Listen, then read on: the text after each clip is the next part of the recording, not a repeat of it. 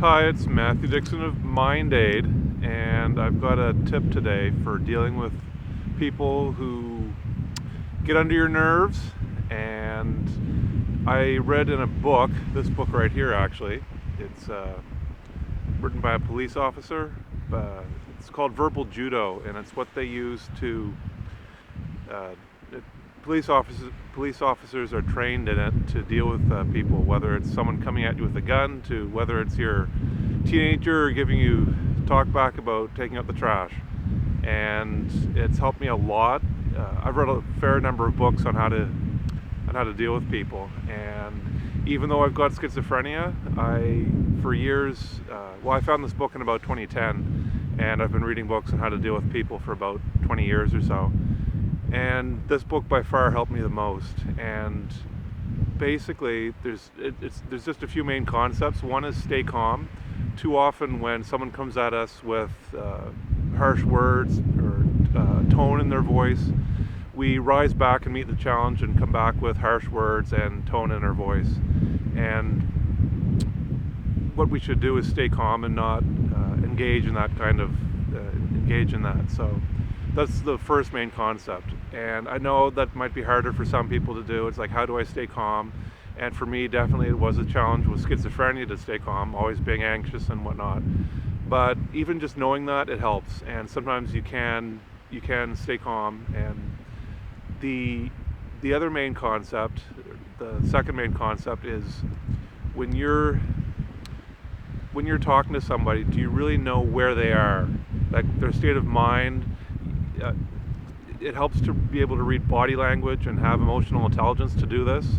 But if you know where people are, like what emotional state they're in, whether do they need a hug? Are they angry? Are they even listening to you? So too often we start talking to people and we say what we have to say with little regard to where they are, and are they listening? Do they want to hear what we have to say right now? And maybe they have something to say that's totally unrelated to what we want to talk about. And so first you have to find out where they are, what kind of state they're in. You have to be able to see that. And as far as learning emotional intelligence and whatnot, there are books out there on how to do it. For me, it was a slow process, but not super slow. And I started thinking more about, well, can I see in someone, what kind of mood they're in? Can I, how does that, where are they? So, and I was able to get better at that, even though I had schizophrenia, which is communication with people for me was a difficult thing in the early years of my disease. But I was able to get better at it. So I wasn't great at it, but I got better. It was schizophrenia and other mental illnesses.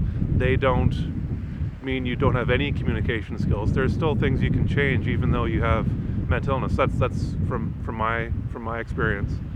And the third thing is, once you find out where they are, talk from their frame of reference, not yours. And it's a continually adjusting process. You always have to see where they are throughout the conversation. Where have they changed? Are they calming down? And what do they want to talk about?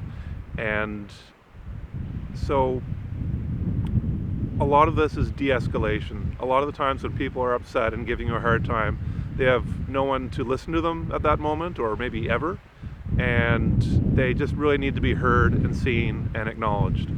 And this book, Verbal Judo, it's helped me a lot, and I recommend it to a lot of people, especially now these days with the virus in 2020 that is keeping everyone inside and maybe getting on each other's nerves a little bit.